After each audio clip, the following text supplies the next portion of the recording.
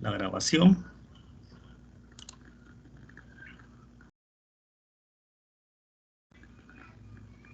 Y vamos a proceder a conectarnos con la presentación. Ok, si no se ve la pantalla, me avisan, por favor. Bien, entonces esta es la agenda que vamos a cubrir para digamos, al horario que tenemos de 5:30 hasta las 9 de la noche. La idea es dar cobertura a todo este material. Si tenemos algún inconveniente derivado de todo esto que me ha pasado, entonces podemos hacer algunos ajustes. Por ejemplo, porque es bastante el material. Entonces, no obstante, la presentación son cortas, no tiene más de 30 minutos cada uno. Y luego tenemos estos videos que son cortos, de 20 minutos cada uno. Y la idea es, y de todas maneras, el control de lectura, número 1, corresponde al material de la clase de ayer, que es la introducción a la contabilidad gerencial, la introducción. Y entonces, este material va a corresponder al laboratorio número 2. Mi recomendación es que le den una leída a el material de la introducción a la contabilidad para que ustedes se aseguren un mejor resultado en la evaluación. Porque si lo hacen sin darle una lectura, el riesgo de que no respondan adecuadamente es muy alto, ¿verdad? Ok.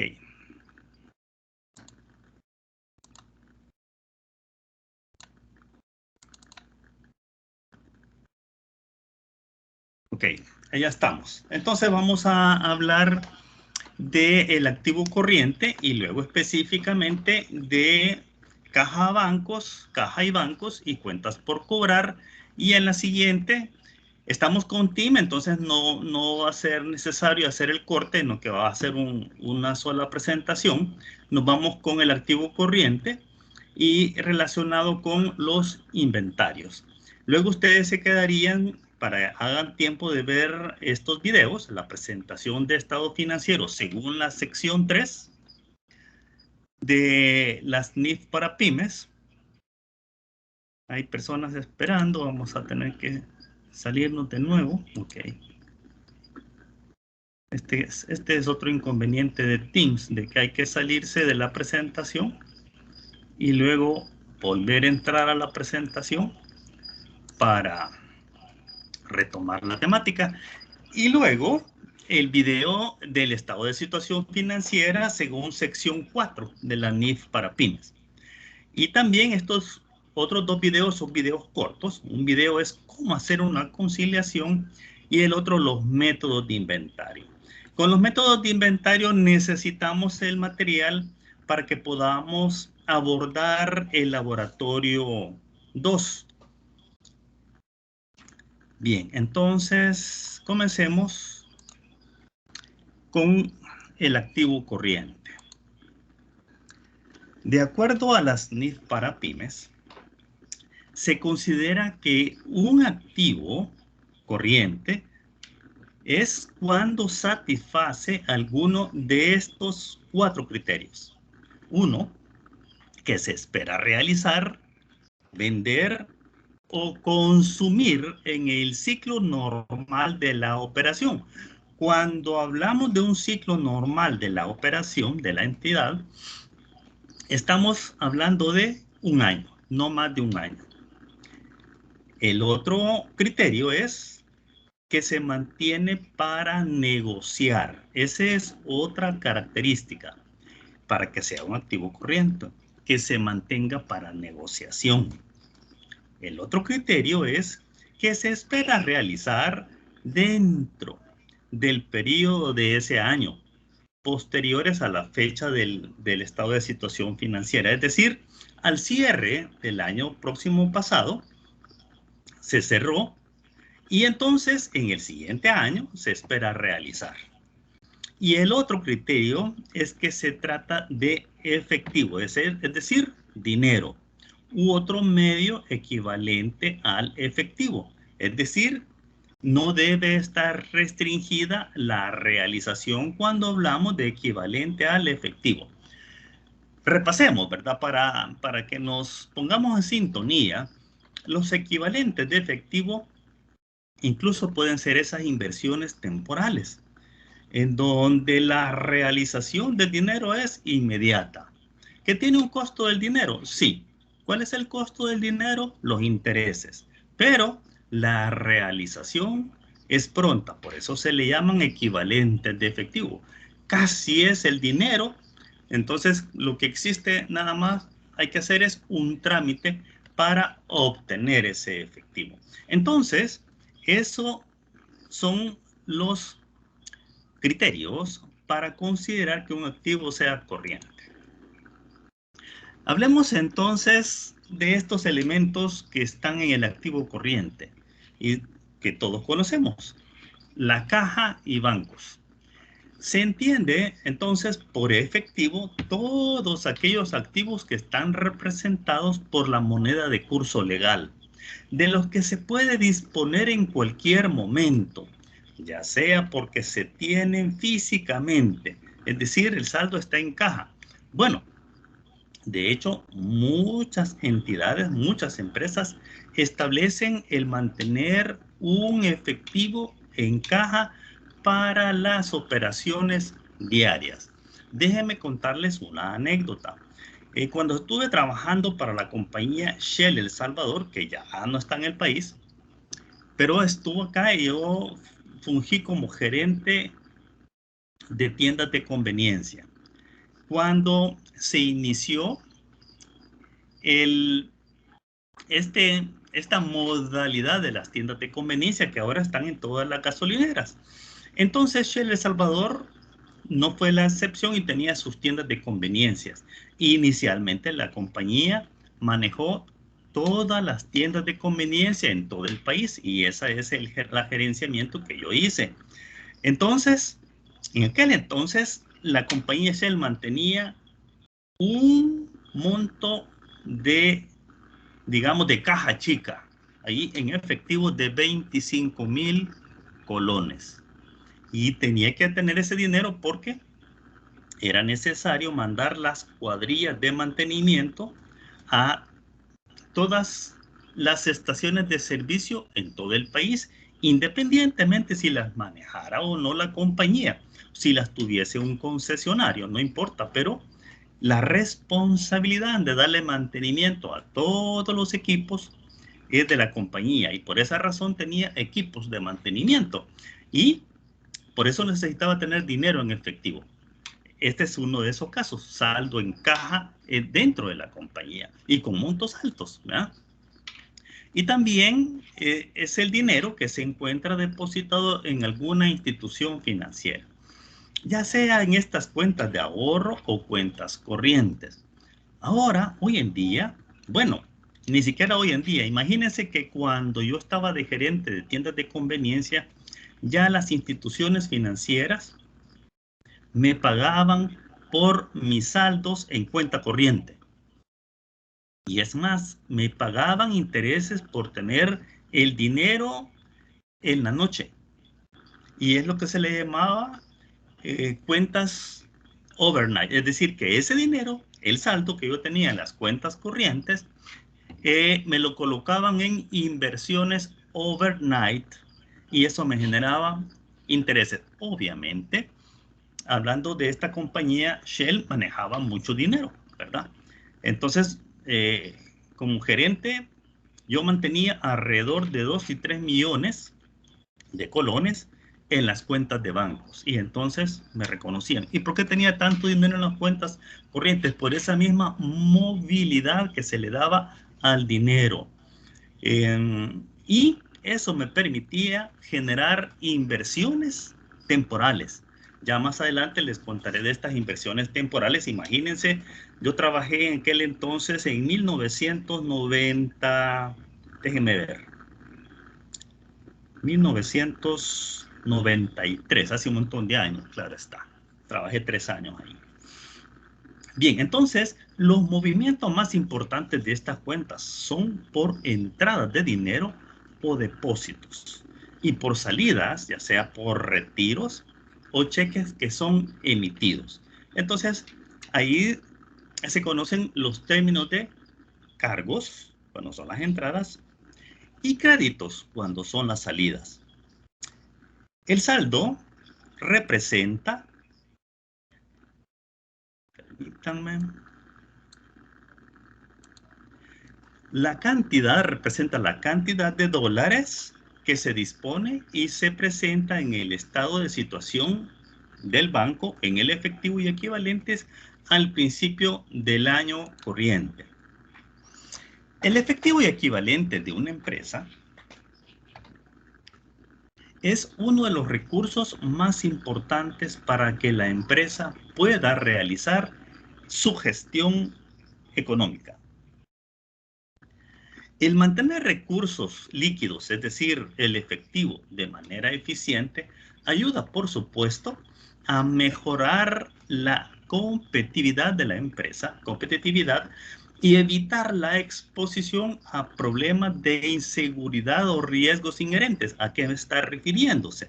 A que pueda generarse problemas de iliquidez. A eso se refiere. Entonces, la importante es la administración eficiente del efectivo de caja y las cuentas de banco. Esto permite en gran medida mejorar la administración de los escasos recursos de la empresa, porque quierase o no, siempre se entenderá que son escasos los recursos, ¿verdad? No son fácilmente el hecho obtener los recursos. Entonces, a través del proceso de estas decisiones que se toman en el corto plazo, como lo que les manifiesto, que al tener excedentes de efectivo hay que tomar decisiones, y estas decisiones, lo importante es procurar que sean acertadas en el corto plazo, y entonces que nos ayuda a resolver problemas con el manejo del dinero, lo cual representaría una de las causas más importantes del cierre de organizaciones, es decir, por la falta de efectivo y que no se pueda obtener. Ese es el detalle, ¿verdad? Entonces, la administración de efectivo en cajas y bancos nos permite conocer una de las áreas que analiza la estructura financiera de la empresa. Los negocios son la combinación de dos conceptos: ciclos de transacciones y ciclos de información. Al estar en medio de dos mercados, mercado de fuentes de financiamiento y mercado de bienes y servicios, las empresas buscan siempre que los ciclos de transacciones que se llevan a cabo en la compra, venta de bienes y servicios sean más veloces que los ciclos de transacciones de las fuentes de financiamiento. ¿Por qué? Ya lo vamos a ver. Generalmente las ventas de los productos son en la generalidad de contado. Algunos pagan con tarjetas de crédito o cheques, pero la realización es de muy corto plazo. En el caso de los cheques, sabemos que se demora entre 1 o 2 días para que se vuelvan efectivos. Sin embargo, la empresa paga al proveedor, es decir, al que nos está financiando la materia prima, entre 30, 45 o 90 días. Dependerá del poder de negociación que tenga la empresa con los proveedores. Y este es el ejemplo, vamos a poner el de los supermercados. Los supermercados llegan hasta 90 días de plazo para pagarle a los proveedores. Quiere decir entonces que una empresa que se interesa por colocar sus productos en un supermercado tiene que saber que el dinero, el retorno de sus productos, lo verá hasta probablemente 90 días después. Por tanto, debe tener un margen de maniobra suficiente para poder dar cobertura a el pago de sus obligaciones. El ciclo de transformación de bienes y servicios, entonces, es más rápido que las fuentes de financiamiento. Por eso es importante también procurar negociar con los proveedores el tener un plazo suficiente que nos dé margen de maniobra para obtener también el pago de las ventas que se hayan hecho al crédito. El propósito es procurar la efectiva gestión del dinero, del efectivo, mediante el conocimiento y la aplicación de herramientas administrativas, contables y financieras que permitan efectuar ese análisis financiero y esos cálculos matemáticos a fin de analizar e interpretar información para la toma de decisiones que orienten, por supuesto, el manejo eficiente de los recursos. ¿Relacionados con qué? Con el efectivo, con el dinero.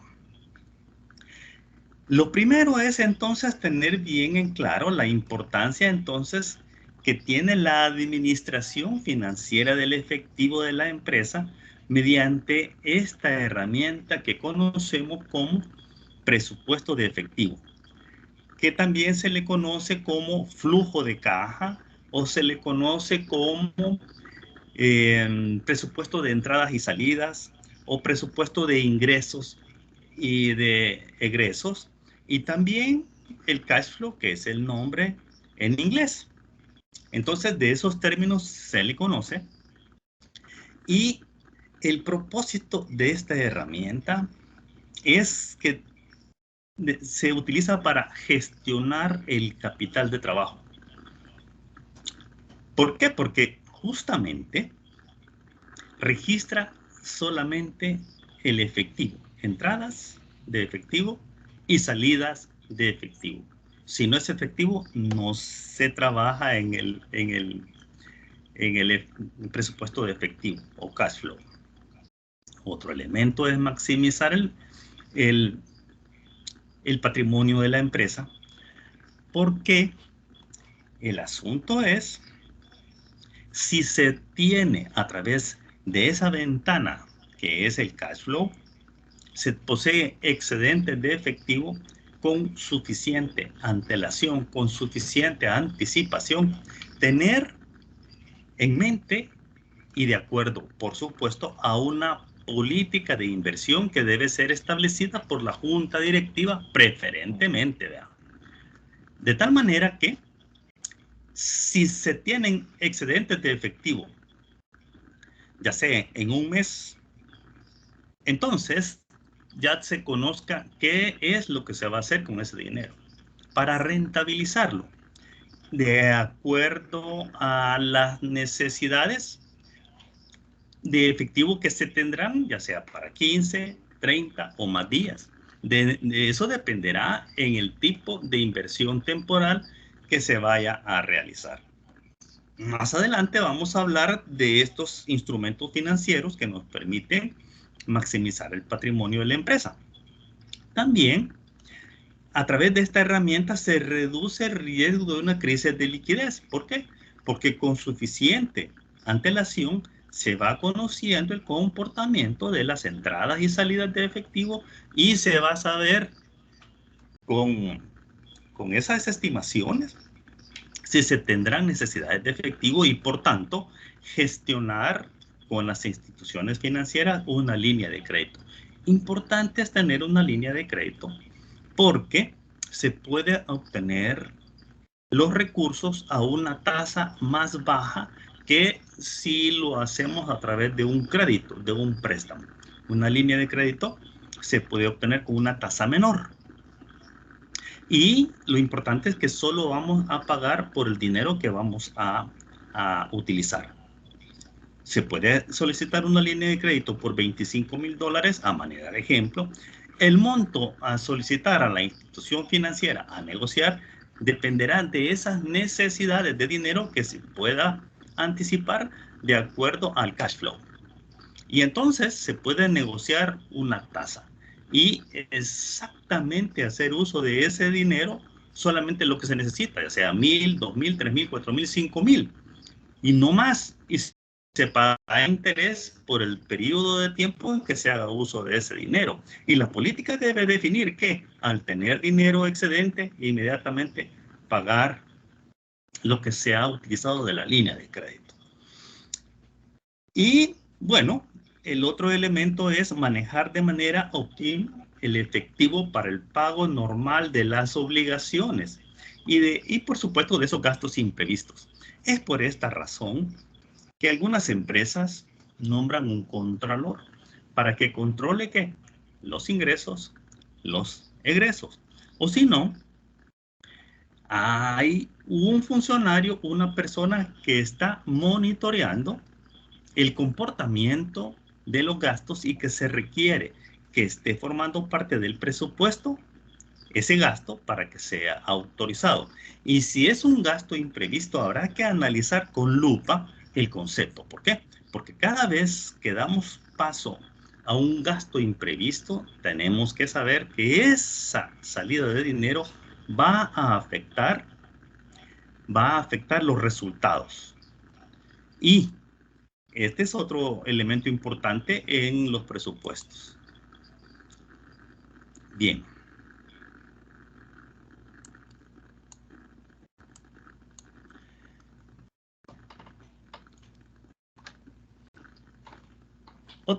Bueno, una vez que hemos hecho uso de esta herramienta, también podemos hacer uso de saber en qué momento vamos a pagar los impuestos, o sea, los impuestos municipales o los impuestos del IVA.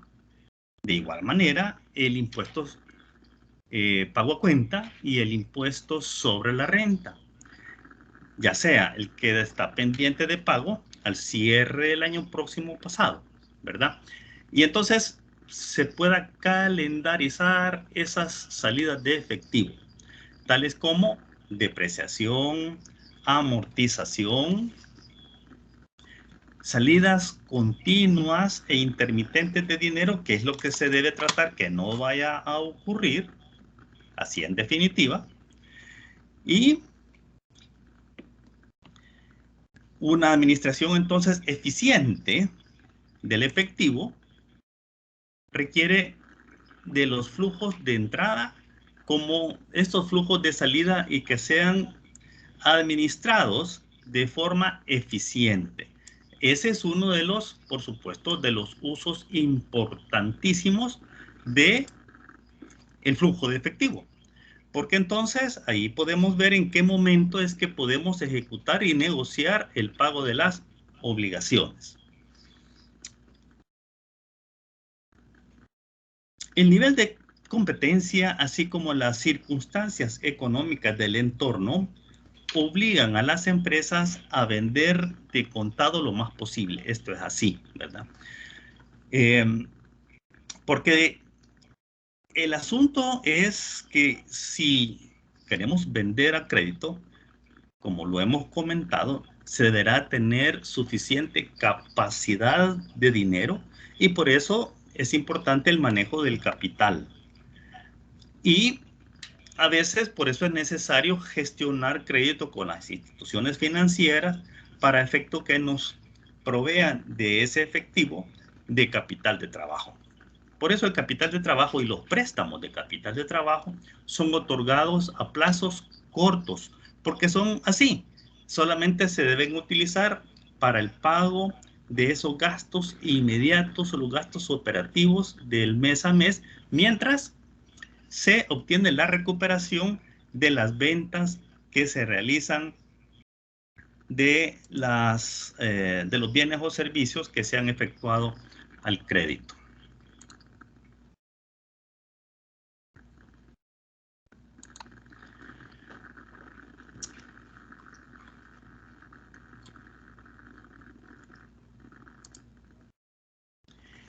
Hablando del nivel óptimo del efectivo, esto lo que indica es la importancia que tiene de mantener el mínimo de efectivo en caja y bancos.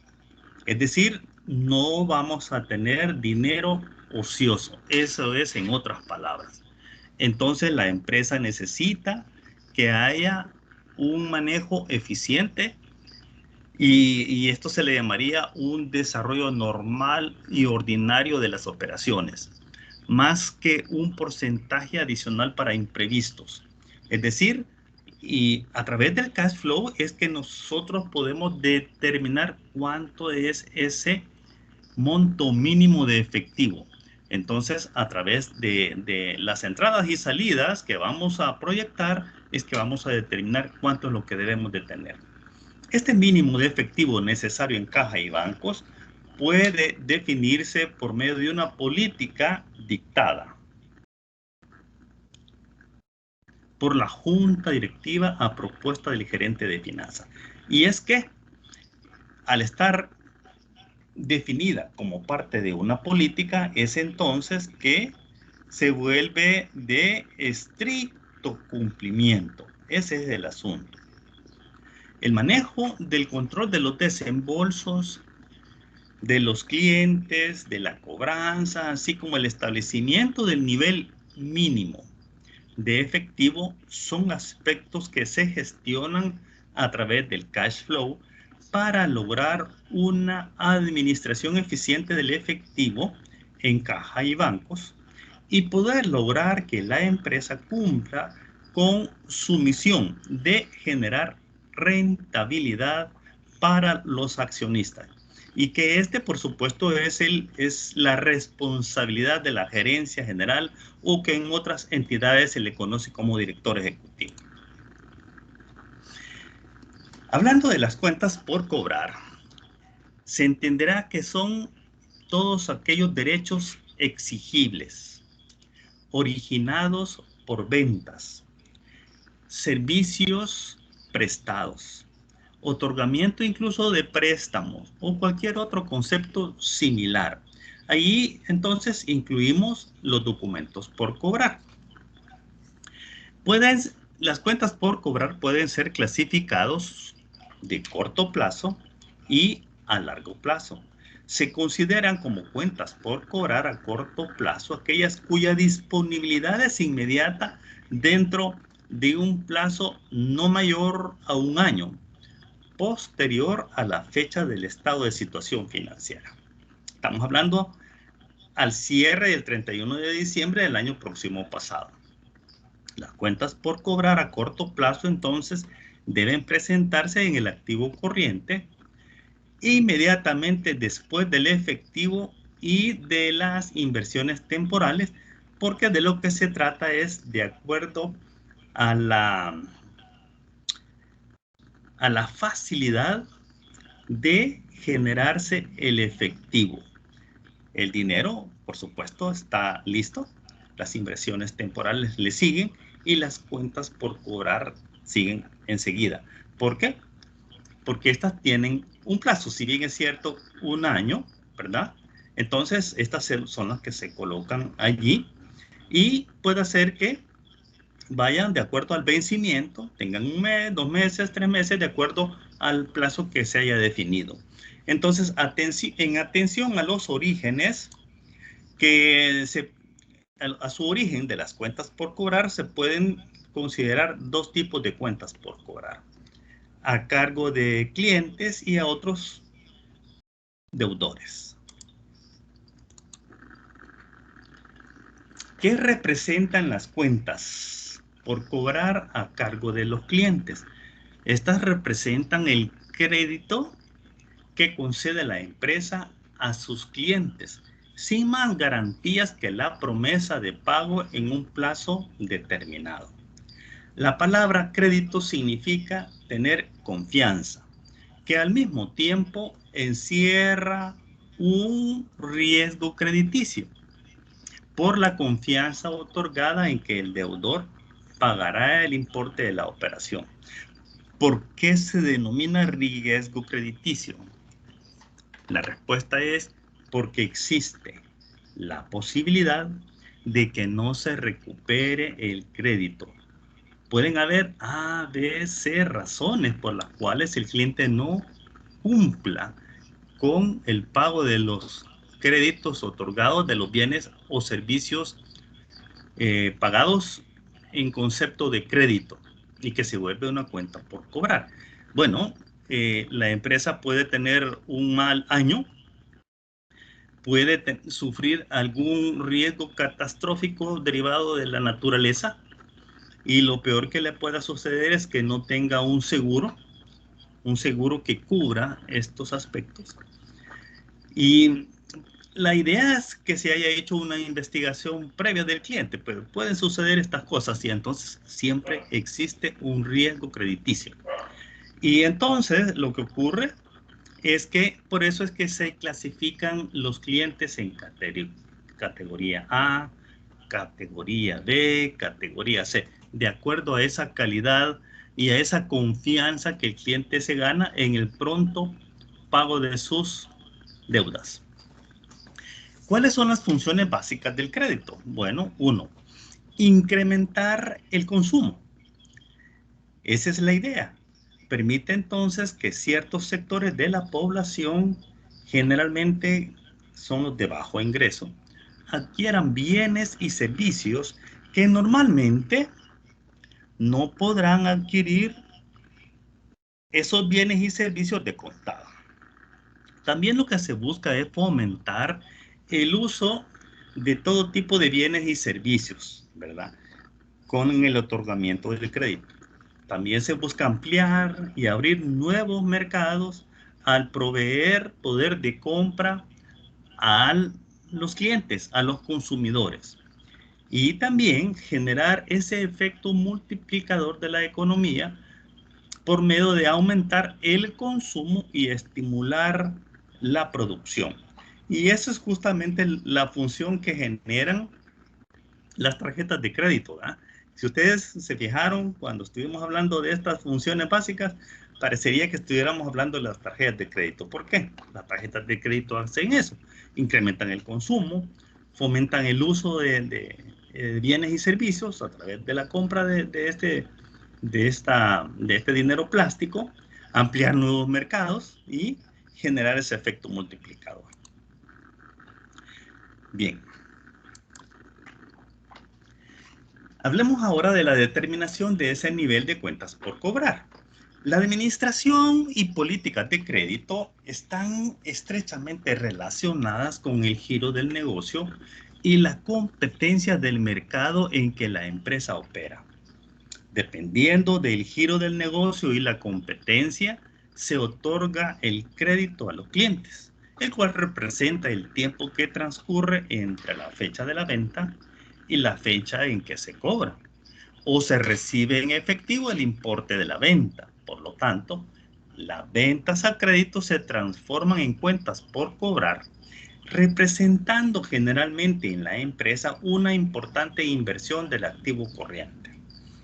Algunos giros de negocios como las tiendas de autoservicio, que es el caso de las tiendas de conveniencia, algunas no otorgan crédito.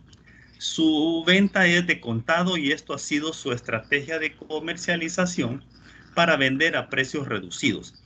No, no obstante, hoy en día todos estos negocios aceptan tarjetas de crédito. Es decir, lo que se está hablando acá es que se habla de otro tipo de crédito, pero sí ventas con tarjetas de crédito, por supuesto, porque esa es una venta de contado.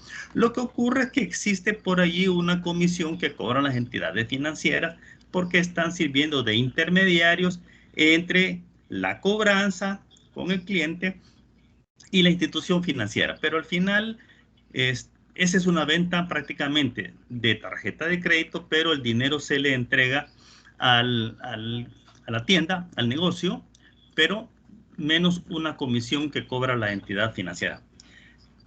Entonces, esto se refiere a créditos que se otorgan de otro tipo, ¿verdad?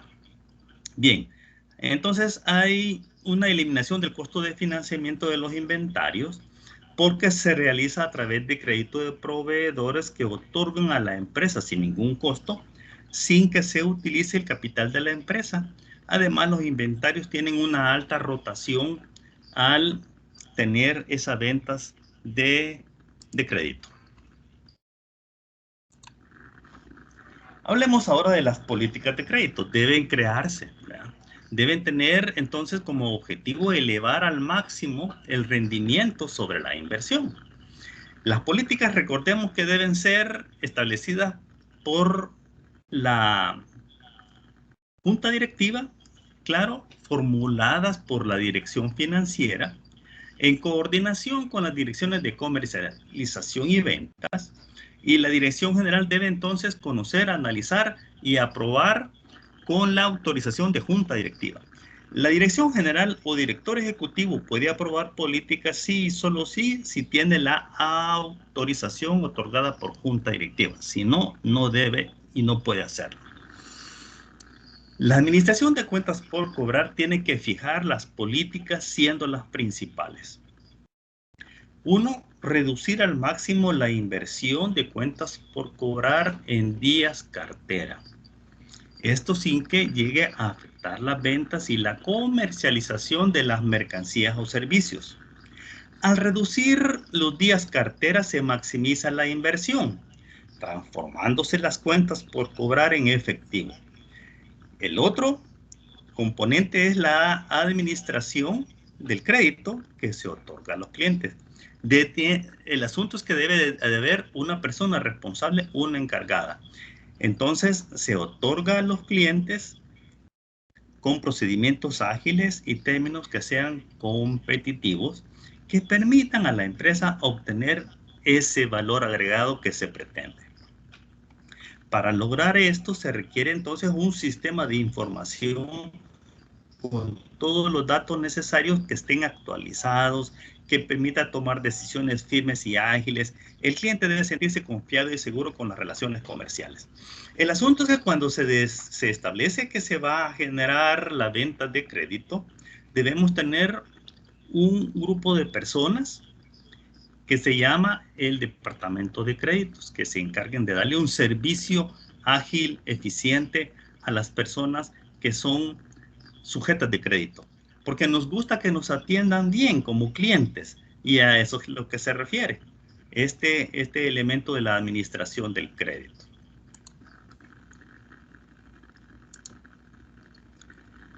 Al evaluar el crédito en forma objetiva, también quede como resultado una mínima pérdida por cuentas incobrables. De eso es lo que se trata, ¿verdad? El mercado en que opera la empresa es un factor muy importante. Mercados muy competitivos dan lugar a resultados con pérdidas altas. La evaluación del crédito debe ser estudiada, tomando en cuenta el monto, el tiempo y el mercado en que participa la empresa. La idea es mantener la inversión en cuentas por cobrar al corriente, es decir, la inversión debe ser vigilada, monitoreada en cada cliente en particular, de conformidad a lo pactado o acordado, tomando acción sobre ¿qué? Sobre la cartera vencida. Y el asunto es evitar que caiga en cartera vencida, por eso es importante el seguimiento, el monitoreo. Hablando de la rotación de las cuentas por cobrar, este término utilizado en finanzas y en instituciones financieras no es más que la proporción entre el total de ventas anuales a crédito y el promedio de cuentas pendientes de cobro. ¿Cómo se obtiene? Dividiendo el importe de las ventas netas entre el saldo a cargo de los clientes. De esta manera, lo que se obtiene es el número de veces que el saldo de los clientes se ha recuperado durante el ejercicio, dividiendo 365, que son los días del año, entre ese índice que se obtuvo. Y entonces nos genera el número de días que se está tardando la empresa en el cobro de las cuentas a clientes. La inversión de las cuentas por cobrar se determina por el volumen de las ventas a crédito y por el promedio de los días que transcurren entre las fechas de venta y la cobranza. Para medir la inversión en cuentas por cobrar, se deben efectuar pruebas de liquidez. Y entonces Se calcula generalmente la relación que existe entre las cuentas por cobrar y las ventas y la rotación de las cuentas por cobrar. ¿Cómo lo vamos a explicar en esta lámina? La rotación de cuentas por cobrar, entonces, ventas anuales a crédito. Vamos a considerar este ejemplo de 34,370 ventas anuales. El promedio de cuentas pendientes de cobro, $12,300. La rotación de cuentas por cobrar entonces será 34,370 entre 12,300, que es el promedio de cuentas pendientes de cobro. Entonces nos genera 2.8 veces. Porque no podemos decir 2.7943. Entonces hay que ajustarlo al entero más próximo después de 5. Entonces acá es 7 y entonces por eso lo aproximamos.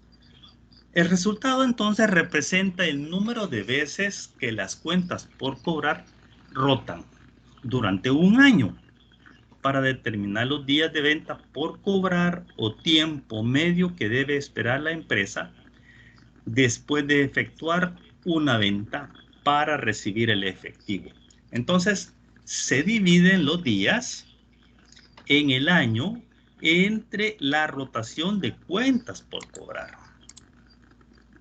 Ejemplo, el año 365 días, estamos hablando de año calendario, año corriente de días. Año calendario son 30, este es año corriente de días. La rotación de cuentas por cobrar, entonces, la acabamos de obtener, 2.7943. Acá vamos a tomar los 4 decimales para efectos de que haya una respuesta más cercana y después lo ajustamos. Entonces, tenemos los días de venta 365, días de venta por cobrar 365 entre los 2.7943 y eso nos da 130.6 días, es decir, 130 y un día y medio, más o menos.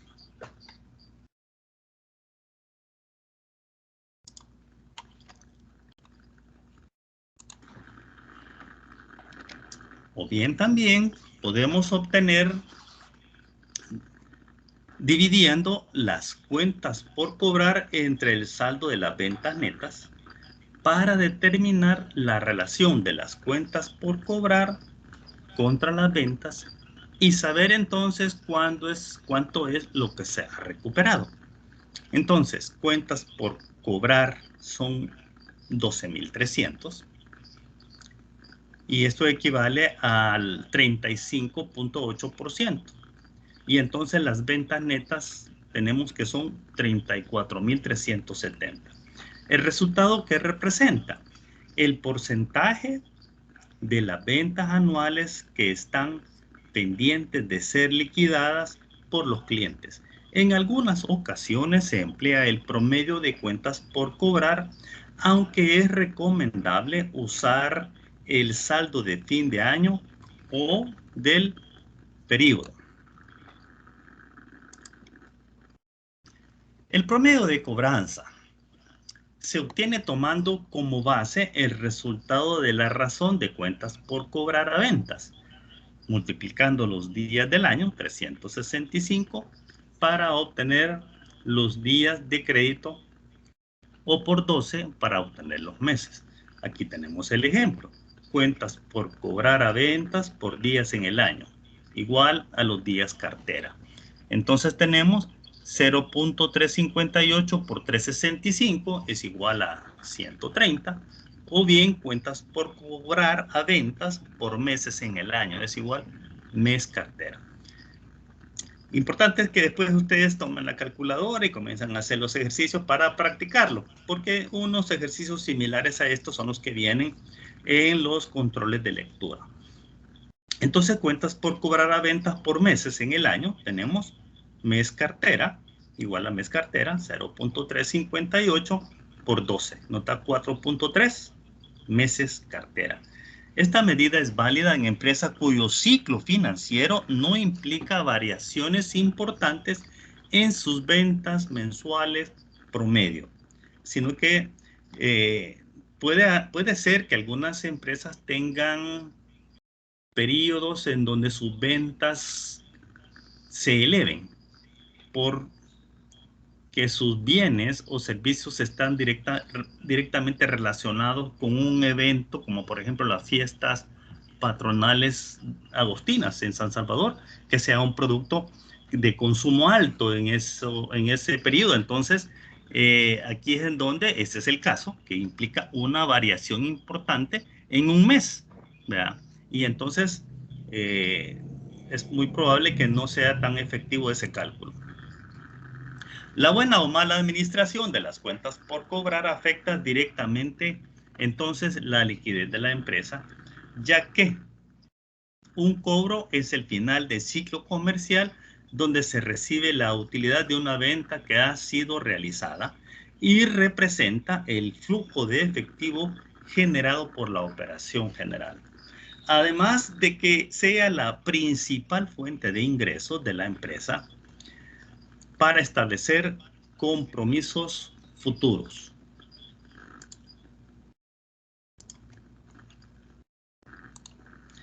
Bien, terminamos acá con el material el efectivo y cuentas por cobrar y pasaríamos a ver el siguiente tema de inventarios. Nos vamos a tomar un receso, si les parece, de unos 3 minutos para que podamos tomar agua y luego vamos a continuar. ¿Les parece, jóvenes?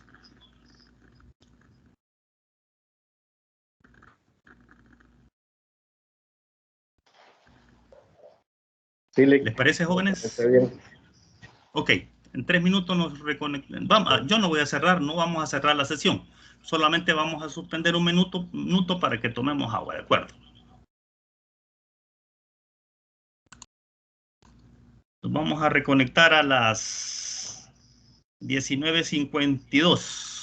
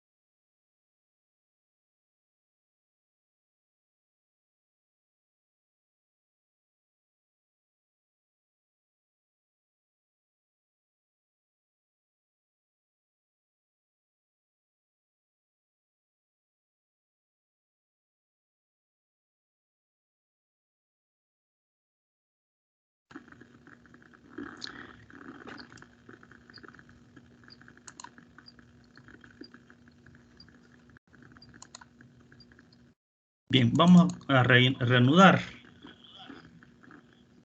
Vamos a reanudar, jóvenes.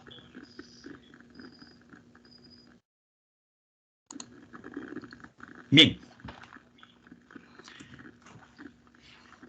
Solo sí les voy a agradecer que me confirmen que tengamos pantalla completa.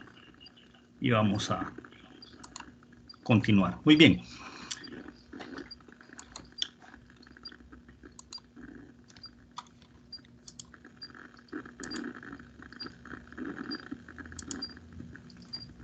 Bien, ya le dimos cobertura a la presentación de caja y bancos y cuentas por cobrar, y vamos ahora a dar cobertura al tema de inventarios.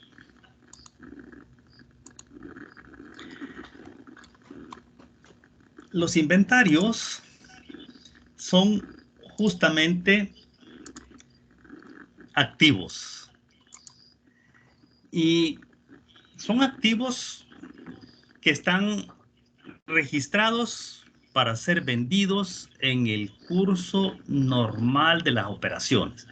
Cuando hablamos de curso normal de las operaciones, siempre se nos viene a la mente que la idea es justamente que se vendan en un año.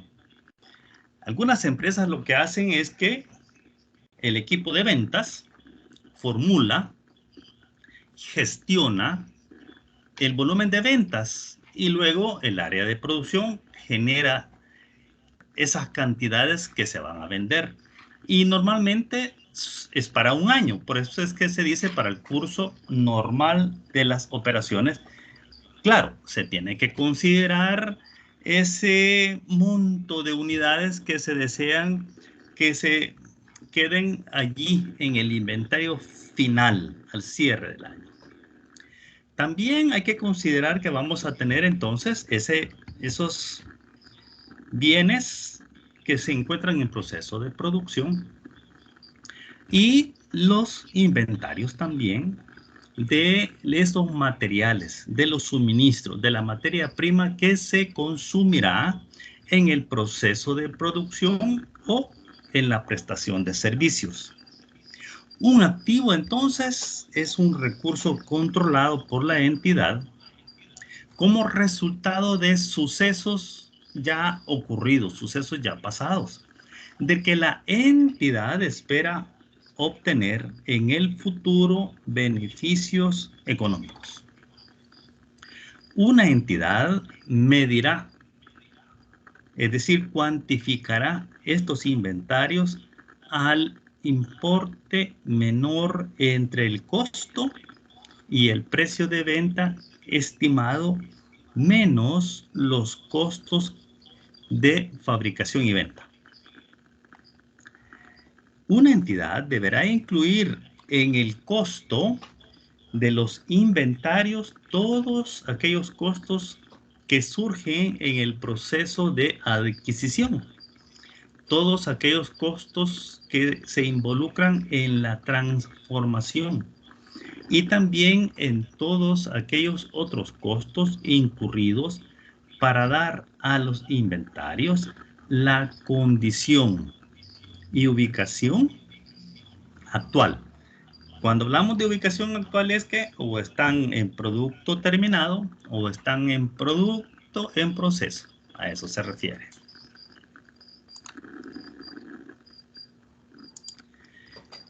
Una entidad o una empresa deberá medir el costo de los inventarios utilizando los métodos de primera entrada y primera salida. Y es el conocido por sus siglas FIFO. FIFO está en inglés. First inside, first out. Primero en salir, primero en entrar, primero en salir. O también puede medirlo al costo promedio ponderado. Una entidad entonces utilizará la misma fórmula de costeo para todos los inventarios que tengan una naturaleza y uso similar. Para los inventarios con una naturaleza o uso diferente, puede justificarse la utilización de fórmulas de costo que son diferentes. Ahí tenemos el método de última entrada, primera salida, el cual debemos tener conocimiento que no es permitido en las NIF, en las normas internacionales de información financiera. Aquí tenemos un ejemplo del manejo de inventarios FIFO, en donde el 1 de enero tenemos un saldo inicial. El saldo inicial, recordemos que no es más que el saldo final al cierre de operaciones, es decir, al 31 de diciembre del año próximo pasado, ese fue el inventario final.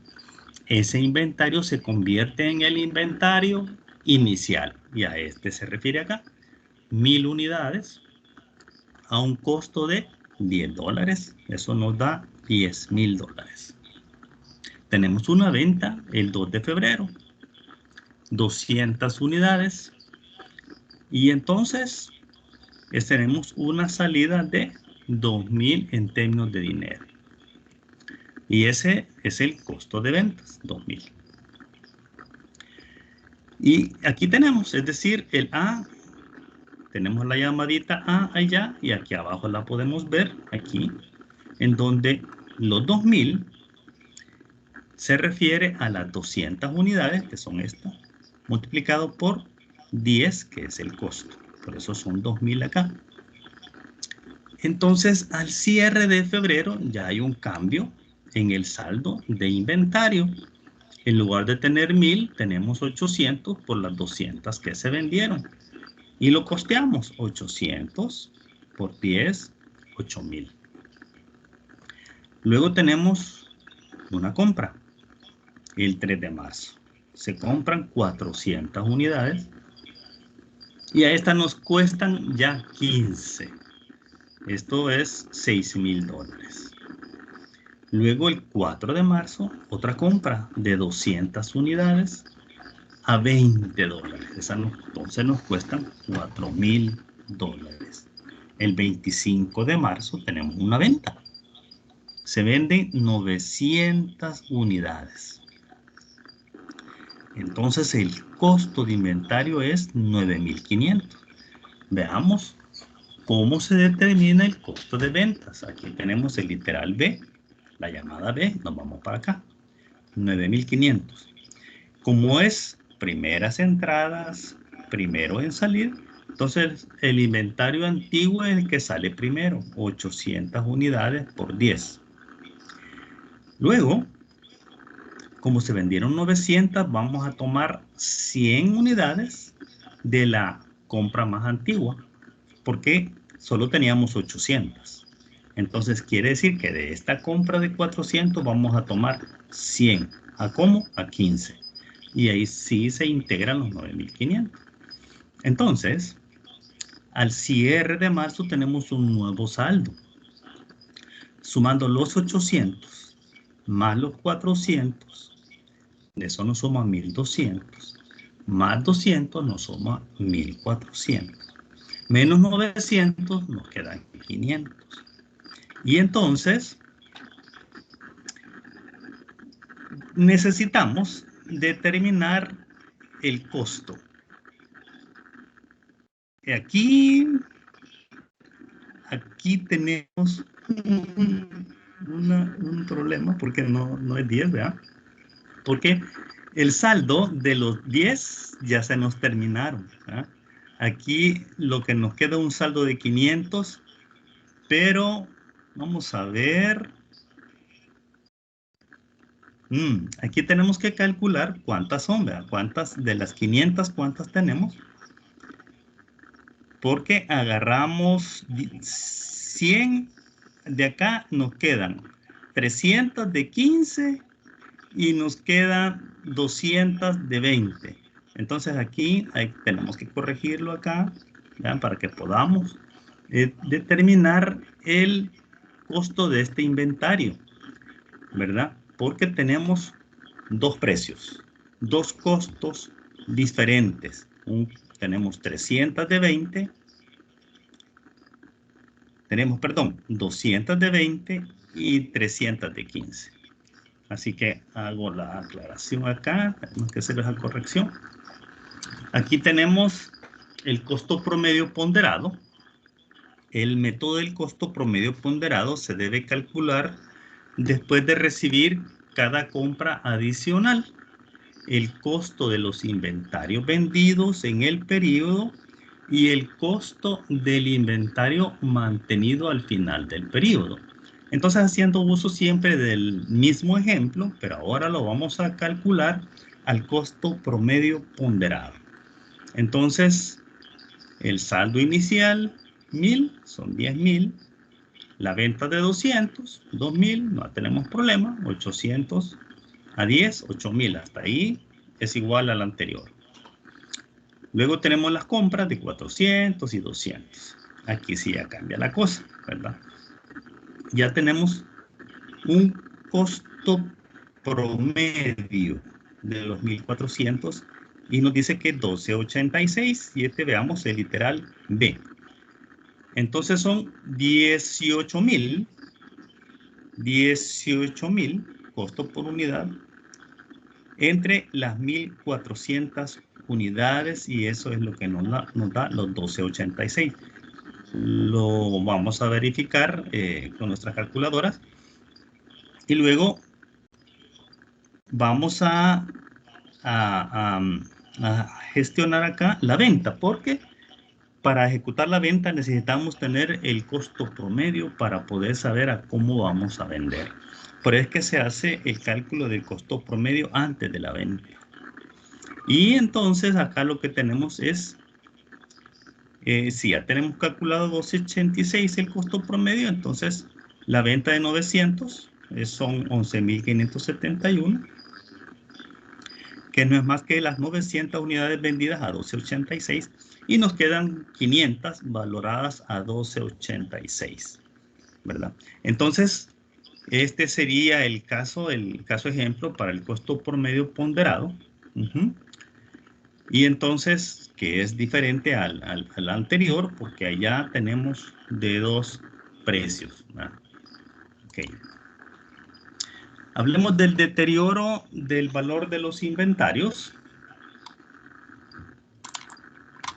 Las NIF para pymes requieren que las empresas hagan una evaluación al final de cada periodo, es decir, al final de cada año, sobre los inventarios que se encuentran deteriorados. ¿Y cuándo se determina que están deteriorados los inventarios? Cuando el valor en libros no es el que está plenamente recuperable. Por ejemplo, a causa de un daño, o puede ser también por obsolescencia, ya son piedras que no se venden, o porque ha habido una pérdida de valor en el precio de venta. Entonces, la entidad deberá realizar la evaluación comparando el valor de los libros, lo que está del inventario, con su precio de venta menos los costos de terminación y venta. Eso es la reducción, es por la pérdida, por el deterioro, y se debe reconocer inmediatamente los resultados por la pérdida, por el deterioro de este valor. Las NIF para pymes consideran que cuando las circunstancias que previamente causaron el deterioro del valor de los inventarios hayan dejado de existir, o cuando exista una clara evidencia de un incremento en el precio de venta menos los costos de terminación y venta como consecuencia de un cambio en las circunstancias económicas, la entidad va a revertir el importe del deterioro del valor de forma que el nuevo valor en libros sea el menor entre el costo y el precio de venta revisado. menos los costos de terminación y venta. Entonces aquí tenemos de forma gráfica. Los inventarios se deben valorar por el menor valor entre el costo y el valor neto realizable. Y entonces ahí tenemos el equilibrio, ¿verdad?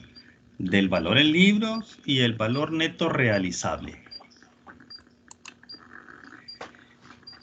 Entonces, cuando hablamos del valor neto de realización, tenemos las siglas acá, valor neto de realización, BNR, va a ser igual al precio estimado de venta menos el costo estimado de venta menos el costo para terminar. Esta es la fórmula para determinar el valor neto de realización.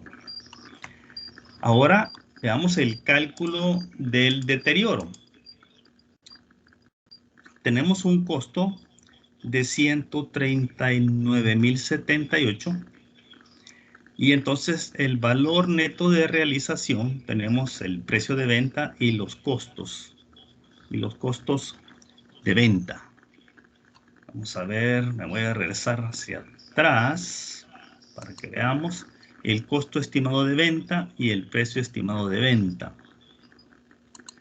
Precio estimado de venta y el costo estimado de venta. Entonces, el precio estimado de venta menos el costo estimado de venta, tenemos que son 140.000 menos los 10.000, nos da 130.000. Y el costo es 139.078, entonces, ¿de cuánto es el deterioro? 9.078. Así es el cálculo que tendremos que hacer para determinar el deterioro. Un análisis de control de inventario es una evaluación que se realiza al inventario con el fin de determinar la cantidad óptima de productos a tener en existencia en el almacén. Tradicionalmente, ese nivel óptimo se ha logrado equilibrando los costos de ordenar y mantener el inventario, conocido como la cantidad económica de la orden.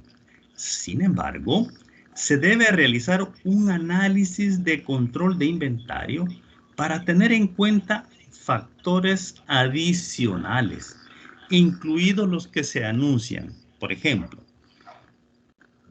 pedidos puntuales. Una empresa puede tener un sistema justo a tiempo, lo que se conoce como just in time, que está diseñado para minimizar la cantidad de inventario disponible. En esta situación, es probable que los proveedores estén cerca y puedan entregar pequeñas cantidades de los productos necesarios con frecuencia. Si es así, la cantidad de inventario disponible puede representar solo unas pocas horas de uso. Otro elemento es la filosofía de cumplimiento de los pedidos. Si la gerencia desea reducir el tiempo de respuesta a los pedidos realizados por los clientes, puede ser necesario almacenar grandes cantidades de inventario de producto terminado cerca del área de envío, en todas las configuraciones posibles del producto. Y el otro elemento a considerar es la obsolescencia de inventario. Si una empresa fabrica bienes que solo son relevantes en el mercado durante un corto periodo de tiempo, estamos hablando de celulares o computadoras. Fíjense que es tecnología y ese es el asunto de la tecnología. La tecnología cambia tan rápido que entonces se vuelven obsoletos los bienes que tengamos en ese concepto.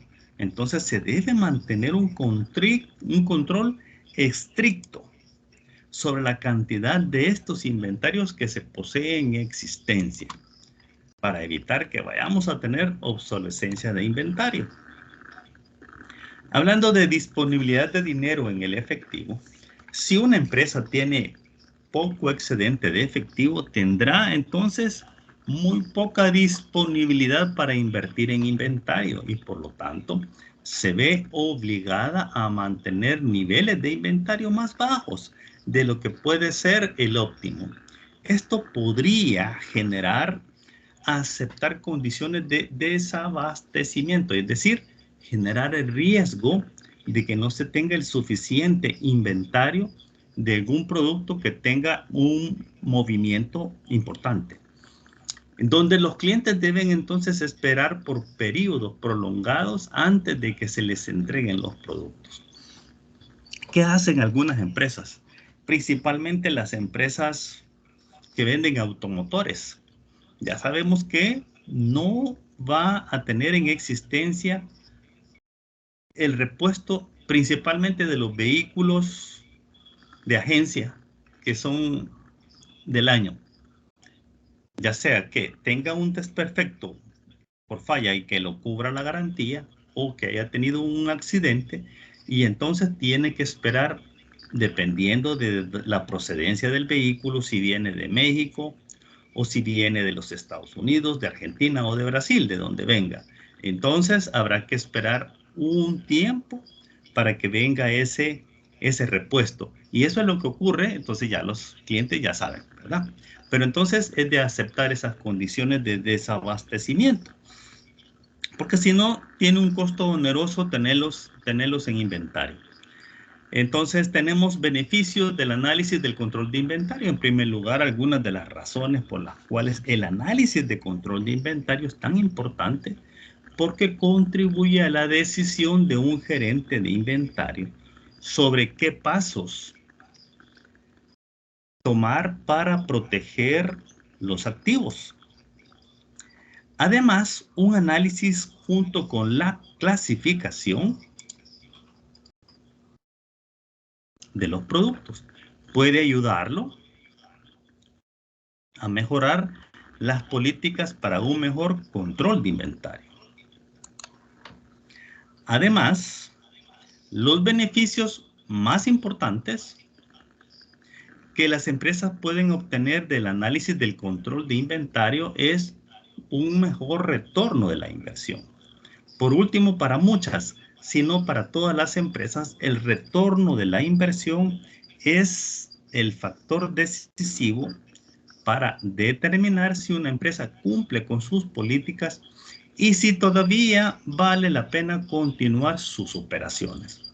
Otros beneficios del análisis de inventario se puede considerar establecer un diseño de almacenaje adecuado, reducción del tiempo de entrega, una clasificación adecuada de los artículos para una mejor gestión de costos, una gestión apropiada de los artículos de inventario que tienen poca movilidad y que se le llaman inventarios inactivos, utilización mejorada del capital de la empresa, flujo de caja mejor y positivo, y una identificación futura de posibles oportunidades o pérdidas.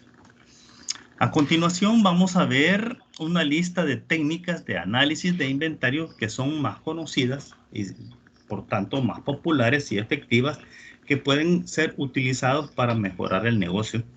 Tenemos el análisis ABC. Este análisis clasifica los artículos según su valor de consumo anual. A veces, los gerentes de inventario pueden usar el principio de Pareto para la clasificación, el cual clasifica los elementos importantes en un determinado grupo que generalmente constituye la pequeña porción del total de elementos del grupo. Entonces, la mayoría de los elementos en su conjunto parecerán tener una importancia menor.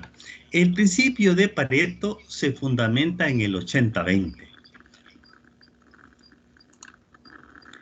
¿Cómo se define entonces? El 10% de los inventarios totales son los que contribuyen al 70% del valor del consumo total. El 20% de los inventarios totales son los que representan aproximadamente el 20% del valor del consumo total. Y el 70% de los inventarios totales son los que representan solo el 10% del valor del consumo total. Cuando hablamos de Pareto, no necesariamente se cumple el 80-20, pero la idea es, por ahí anda, aquí están marcando el 70%, por ejemplo, representa el 10, y el 20% representa el 20% y el 10% el 70%. Entonces, pero en eso se fundamenta Pareto, ¿verdad?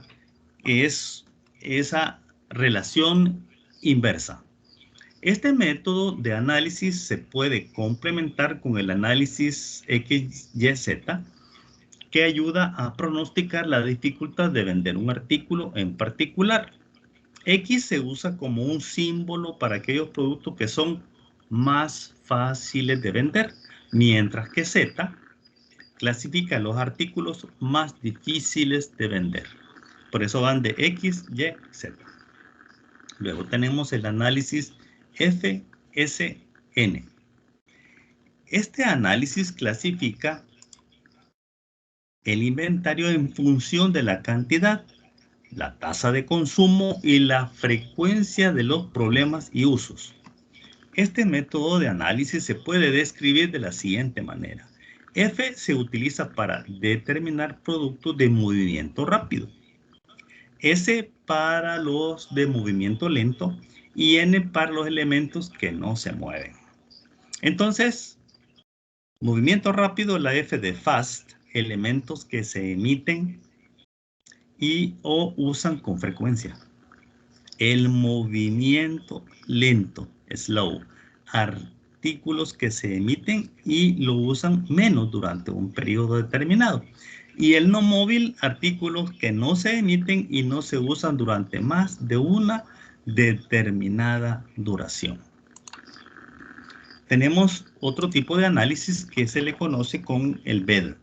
Este es un análisis cuya clasificación depende de la experiencia y percepción del usuario. Este análisis clasifica el inventario de acuerdo con la importancia relativa de ciertos artículos para otros artículos, como en las piezas de repuesto. En el análisis BED, los artículos se clasifican en 3 categorías. Vital hace referencia a un producto X que siempre debe mantenerse en inventario. Esencial hace referencia a un producto cuyo inventario debe mantenerse en niveles suficientes.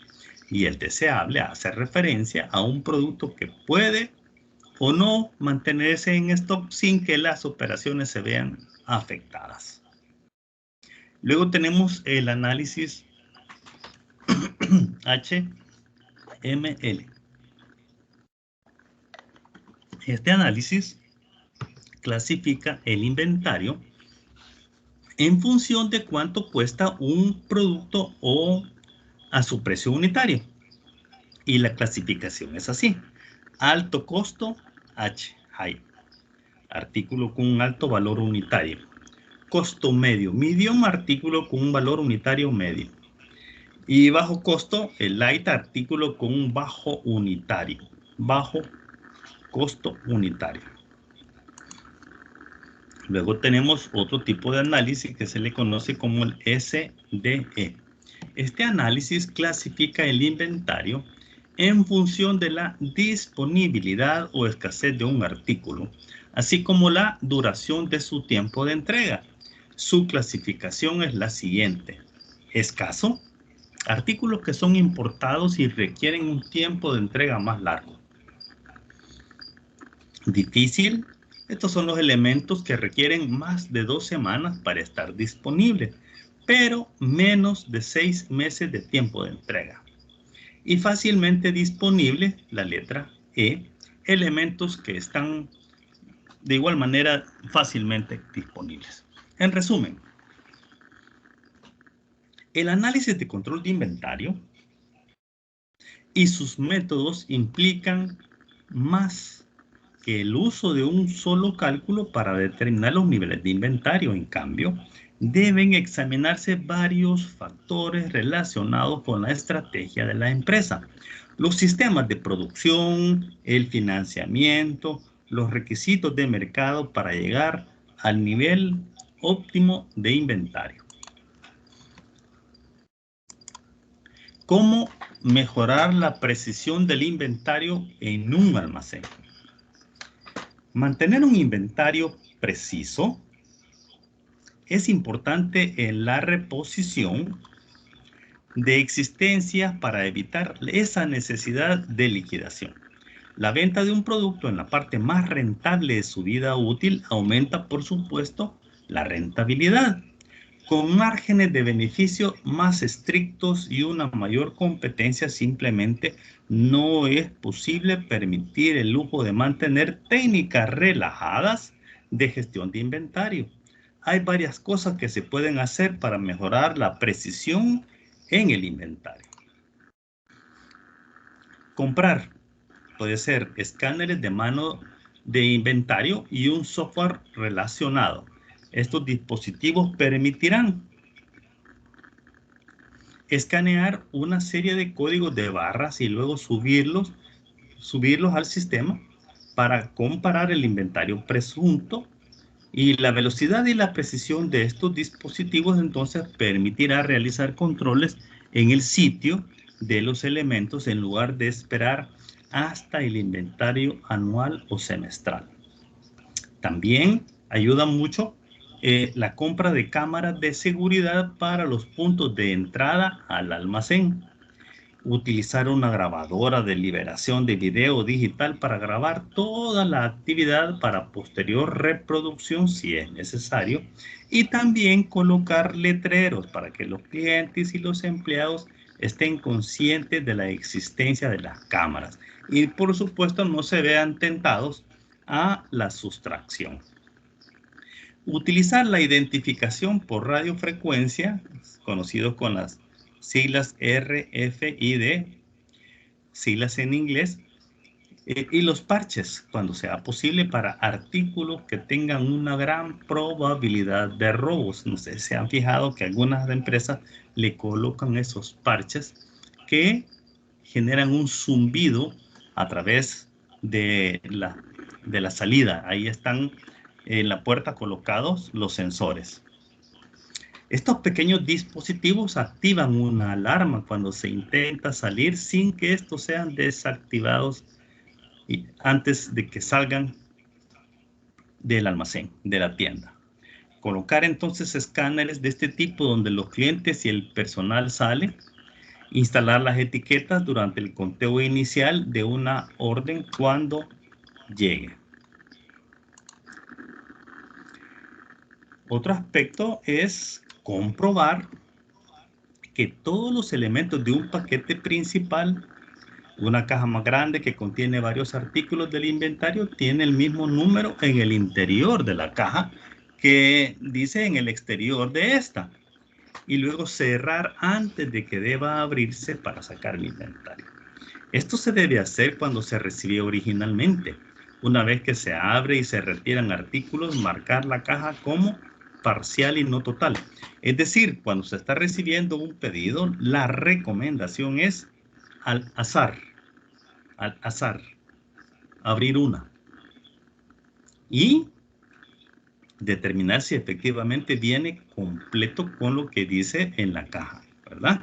Y de antemano, de lo que nos dice ahí, se deberá marcar que está parcial para hacer el reclamo inmediatamente.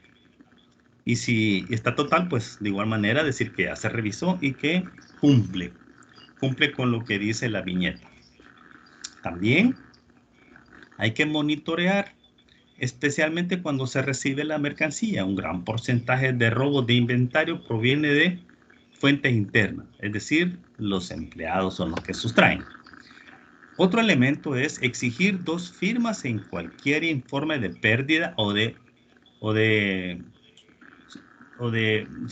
vamos a ver, de disminución. Es decir, si se confirma que hay una pérdida, no solamente una persona debe de autorizar, aprobar la merma o la disminución. Esto se aplica en la recepción de nuevos elementos y a la realización de inventario. Esta responsabilidad reducirá la probabilidad de un error humano, es decir, la coparticipación de dos personas. Monitorear las hojas de cálculo de inventario muy a menudo es recomendable en busca de ceros y cantidades negativas. Esto no puede ser en un indicador de un elemento mal numerado. También realizar el inventario anual después de unas horas.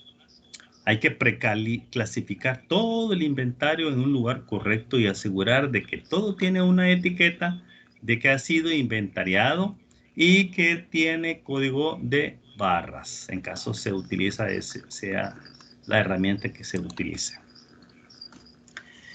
El índice de rotación de inventario, también conocido como el índice de rotación de existencias, es una de las figuras clave que se utilizan para evaluar la eficiencia de una empresa en el manejo de los productos que fabrica o compra para revender. Este índice ayuda a las empresas a conocer si los productos se están vendiendo con la rapidez que se desea o si hay lentitud en el movimiento de los inventarios. Sin embargo, como cualquier métrica que se calcula usando la información de los estados financieros, el índice de rotación de inventario tiene, por supuesto, limitaciones. El índice de rotación es igual al costo de las mercancías vendidas durante un periodo de tiempo determinado. Este se divide entre el inventario promedio durante el periodo.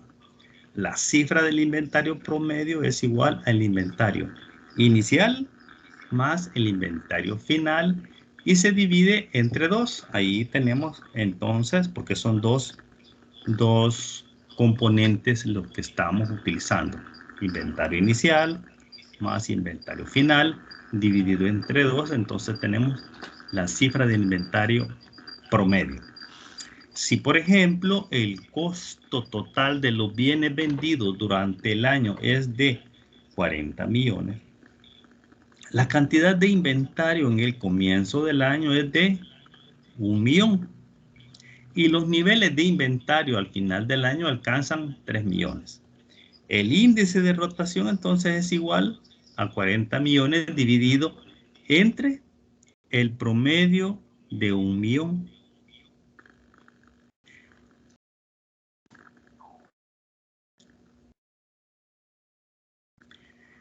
Y 3 millones, es decir, 40 millones dividido entre 2 millones. ¿Por qué? Porque tenemos inventario inicial de 1 millón y el otro inventario es de 3 millones dividido entre 2, eso nos da 2 millones. Entonces, por eso dividimos 40 millones entre 2, eso nos da 20. El índice de rotación de inventario de 20, ¿qué significa? Que la cantidad promedio de inventario disponible durante el año se ha renovado, es decir, se ha entregado 20 veces a lo largo del año. Esto es, por supuesto, una cifra promedio.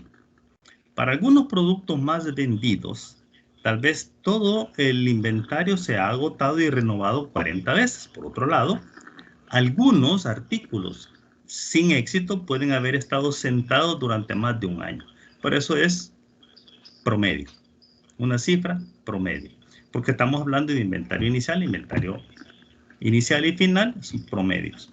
Entonces, dividiendo el número de días en el periodo objeto del examen por el índice de rotación indica cuántos días se tarda en promedio para vaciar ese depósito y luego ser rellenado. El número de días en un año 365 dividido entre los 20 que obtuvimos es 18.25. Así que toda la población está totalmente vendida y se repone cada 18 días y medio en promedio. ¿Qué significa el índice de rotación de inventario. Como regla general, cuanto mayor sea el índice de rotación de inventario, significa que es más eficiente y más rentable la empresa. Dicho de otra forma, la rotación de inventario será mejor mientras más se aleje el resultado del número 1. Si el índice de rotación es de 360, significa que los inventarios se venden todos los días, haciendo uso del mes calendario, pero de igual manera, si se rota 365 es igual, 365 días se vende, el inventario se vende todos los días. Esa es la respuesta. En una supuesta situación perfecta, se lograría lo que se conoce como inventario cero, cuando en el almacén solo se tiene lo necesario para cubrir los pedidos de los clientes. De esta manera no se tienen recursos ociosos. Aunque el índice de rotación de inventario es muy útil, tampoco es una medida perfecta. Si se cuenta con poco inventario, se produce una reducción de ventas, ya que los productos que necesitan los clientes pueden ser inaccesibles por algún tiempo. Una proporción alta de rotación puede verse bien en el papel, pero no dirá si los inventarios son demasiado bajos y si la empresa perdió ventas porque no tenía existencia del producto. Eso no se ve en el indicador, eso es lo que nos quiere decir. ¿Cómo calcular meses de inventario? Los meses de inventario son el tiempo que debe durar el inventario sobre la base de los resultados anteriores. Los meses de inventario son más comúnmente conocidos como el periodo promedio de inventario. La fórmula para establecer el mes de inventario siempre es 365 dividido entre el índice de rotación de inventario en una empresa. Este es importante porque le da a la administración una idea de la cantidad de inventario que está en existencia. Pero en lugar de medir el inventario en términos de dólares, se calcula en términos de días. Lo primero es determinar el costo de los bienes vendidos y el inventario promedio del periodo. Las empresas deben revelar el costo de lo vendido en el estado de resultados y el inventario en el balance general, en el estado de situación financiera. Por ejemplo, una empresa tuvo $500,000 en costo de ventas y un inventario promedio de 300,000. Se divide el costo de ventas entre el inventario promedio para determinar la rotación del mismo. En el ejemplo, $500,000 dividido entre 300,000 es igual a una rotación de inventario de alrededor de 1.66. Luego se divide 365 entre ese índice de rotación para determinar los días de existencia disponibles. En el ejemplo, entonces, 365 entre 1.66, esto es igual a 220 días de inventario. Luego se dividen los días de inventario entre 30 para determinar los días, porque estamos dividiendo en un 30 días mes calendario. Entonces determinamos los días de inventario en una base mensual. En el ejemplo, 220 entre 30, eso equivale a 7.3 meses de inventario. Entonces ahí habrá que valorar si es conforme a las políticas, porque debe establecerse una política de inventarios, ¿ya?, para determinar, de acuerdo a un estudio y análisis, cuál es el inventario que debemos mantener y que sea eficiente y efectivo en el uso de los recursos. Bien, finalizamos acá el tema de los inventarios. Y entonces cerramos las clases y ustedes entonces se quedarán ya entonces con el tiempo que les quede libre para dar cobertura a, vamos a ver, a los videos que se han definido. Es el video de la presentación de estado financiero según la sección 3 de NIF para pymes. Esto dura 20 minutos. El video del estado de situación financiera según sección 4 de la NIF para pymes, otros 20 minutos. El video cómo hacer una conciliación, este es más corto, 10 minutos. Y el video de inventarios, ese, vamos a ver, de inventarios tenemos 20 minutos. Hacer una conciliación, 24 minutos. Bien, entonces, y la tarea del control de lectura, número 1. Pero en razón a este acontecimiento, lo que vamos a hacer es que no van a hacer todavía el control de lectura 1. Y lo vamos a dejar para que lo entreguen hasta el próximo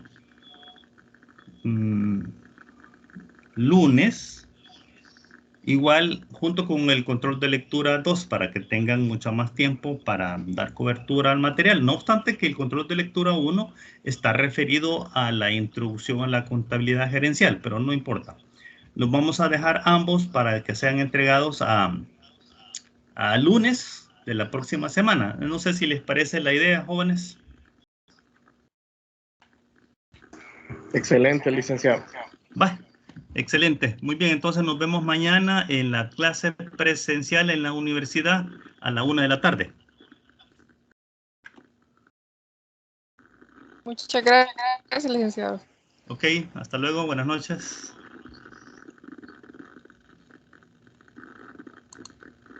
Buenas noches. Buenas noches.